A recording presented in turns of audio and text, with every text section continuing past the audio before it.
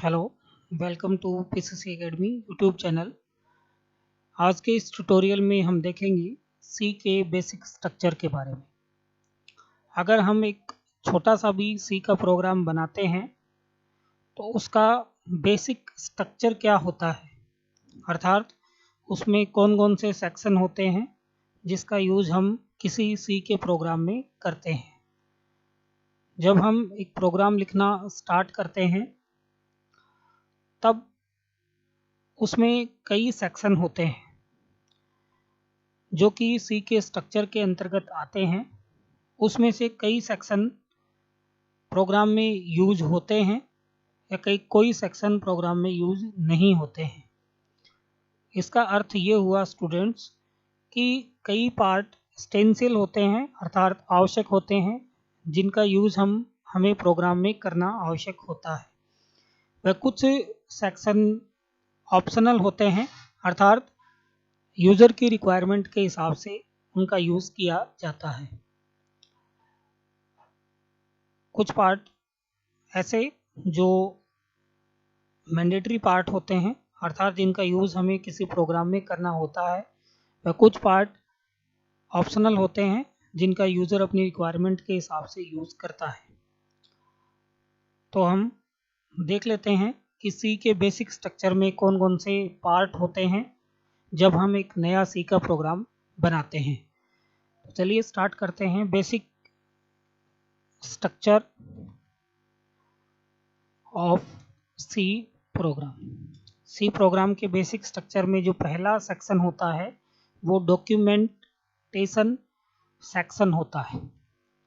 Documentation section, इस section के अंतर्गत कमेंट लाइंस का यूज किया जाता है। स्टूडेंट्स, कमेंट लाइन वे होती है जिनका यूज किसी प्रोग्राम में डिक्लेयर किए गए वेरिएबल और फंक्शन को डिफाइन करने हेतु किया जाता है। अर्थात किसी प्रोग्राम के बारे में, वेरिएबल के बारे में, किसी फंक्शन के बारे में यदि हमें कोई सूचना देनी हो तब हम यूज करेंगे कमेंट लाइंस का। कमेंट लाइन बेसिकली दो प्रकार की होती है। नंबर 1, डबल स्लैश यदि हम लगाते हैं तो इसे सिंगल लाइन कमेंट कहा जाता है। अर्थात कि यदि हम यहाँ कुछ लिखते हैं तो ये single line comment. Number 2, multiple line comment.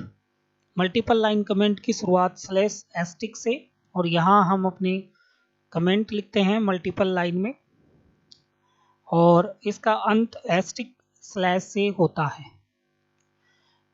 ये कमेंट लाइन वे कमेंट लाइन होती है जिनको कंपाइलर पढ़ता नहीं है। ये केवल यूज़र की सूचना के लिए, प्रोग्राम के बारे में बताने के लिए यूज़ में ली जाती है। ये प्रोग्राम का एसेंशियल पार्ट यानी कि मैंडेटरी पार्ट नहीं होती है। तो ये हमारा पहला सेक्शन है, डॉक्यूमेंट सेक्शन, जिसमें यूज़ हम करते हैं कमेंट लाइंस का।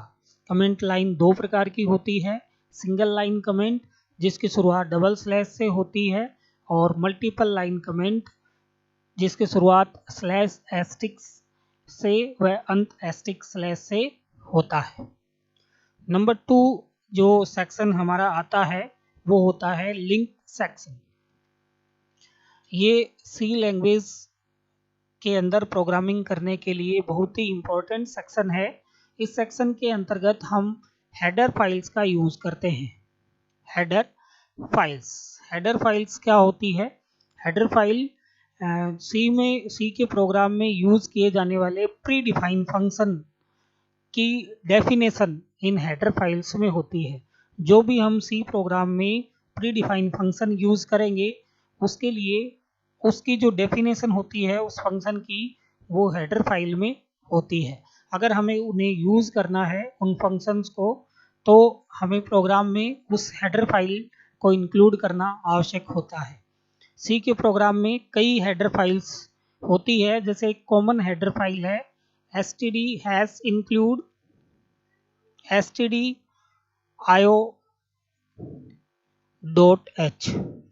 stdio का पूरा नाम है स्टीडियो।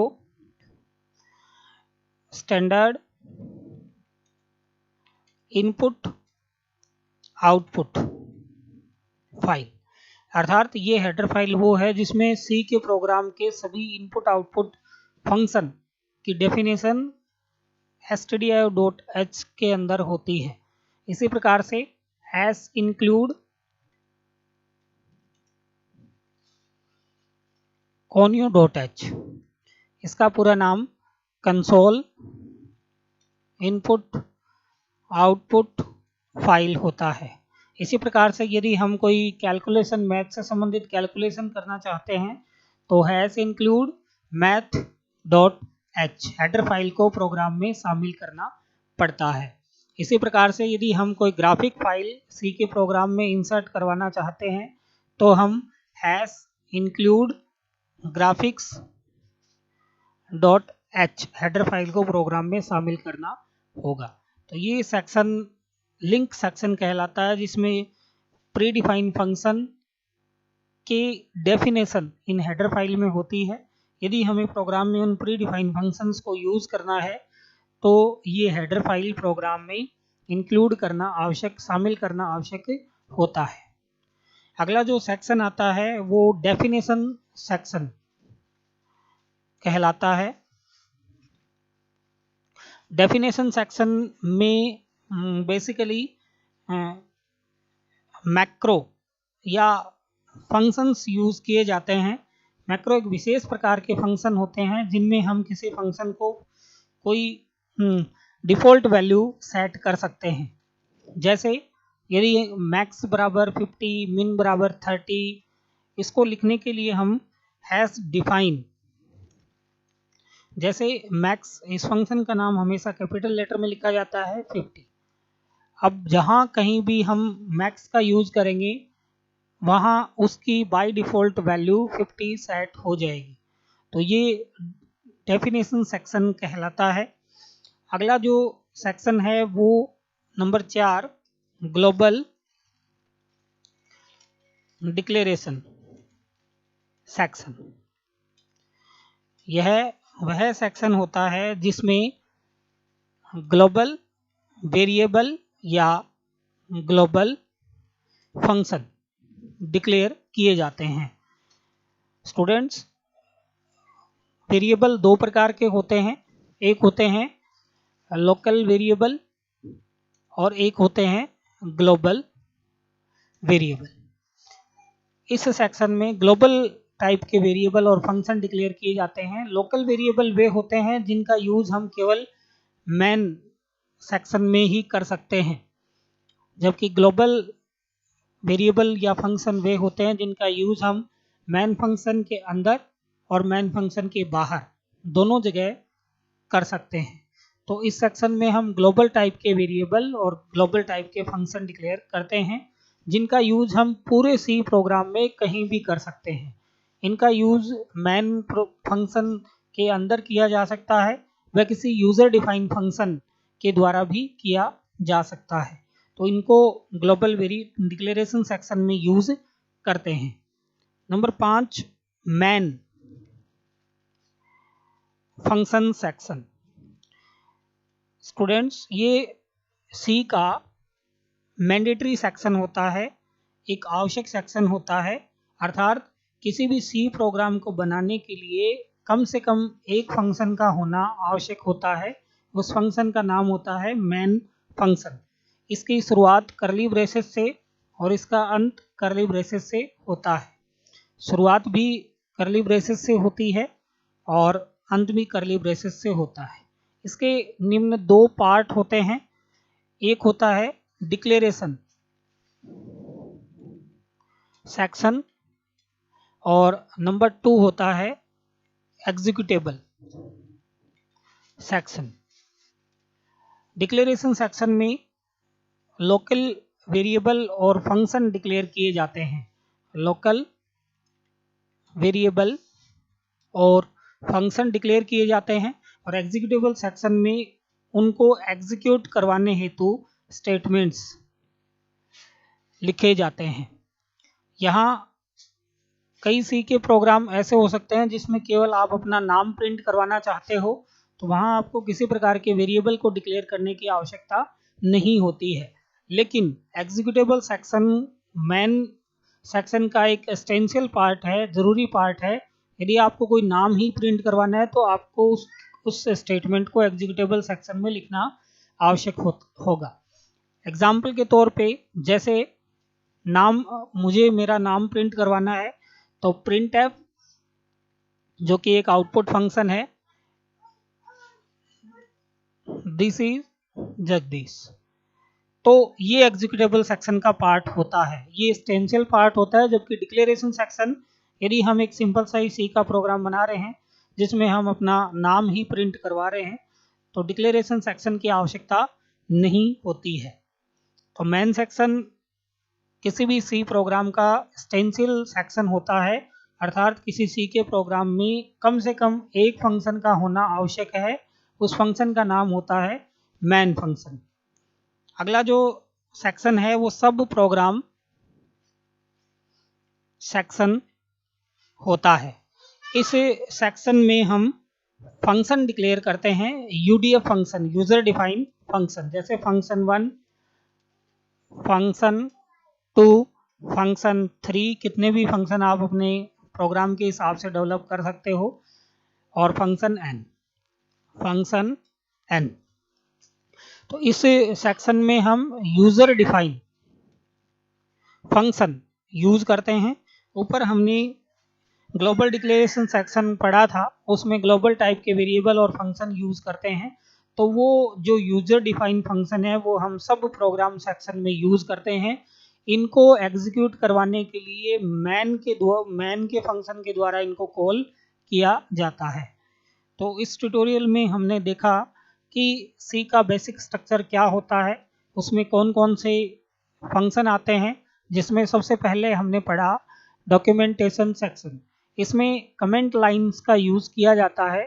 कमेंट लाइन किसी प्रोग्राम को समझाने के लिए प्रयोग में ली जाती है। कंपाइलर द्वारा कमेंट लाइन को पढ़ा नहीं जाता है, ये सिर्फ यूज़र को अंडरस्टैंड करने के लिए, समझाने के लिए कि किस बारे में प्रोग्राम बनाया गया है, कौन सा वेरिएबल कहाँ डिक्लेयर किया गया है, इस रूप में इनका यूज़ किया जाता है।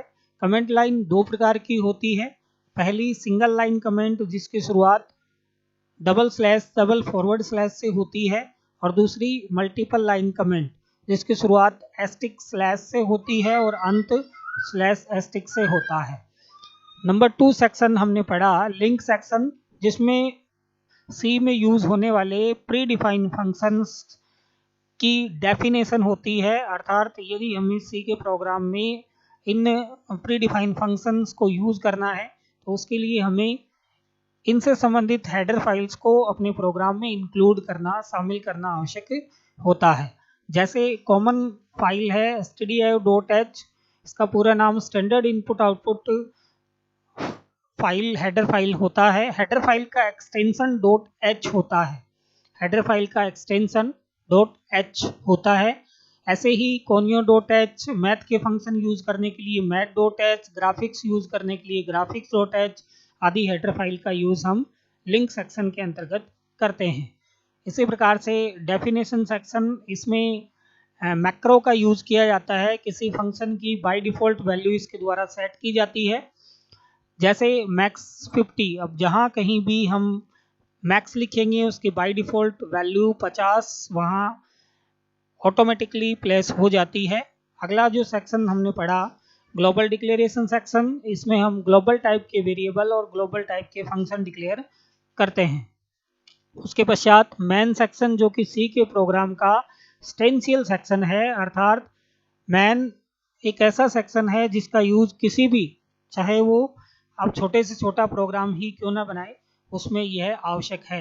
इसके भी दो पार्ट होते हैं। नंबर 1 डिक्लेरेशन सेक्शन, इसमें मैन के अंदर लोकल टाइप के वेरिएबल और फंक्शन डिक्लेयर किए जाते हैं, और एक होता है एग्जीक्यूटेबल सेक्शन जिसके अंदर हम स्टेटमेंट्स लिखते हैं। यहाँ मैं आपको एक बात और बता दूं कि सी में लिखे जाने वाले सभी स्टेटमेंट के अंत में सेमीकोलन या टर्मिनेशन ऑपरेटर, इसको सेमीकोलन या टर्मिनेशन ऑपरेटर के नाम से जाना जाता है, लगाना आवश्यक होता है। और अंत में सब प्रोग्राम सेक्शन इसमें यूज़र डिफाइन फंक्शन डिक्लेयर किए जाते हैं। तो इस प्रकार सी का जो बेसिक स्ट्रक्चर होता है उसमें कुल 6 सेक्शन होते हैं। उसमें से कुछ सेक्शन एसेंशियल पार्ट होते हैं और कुछ सेक्शन ऑप्शनल पार्ट होते हैं।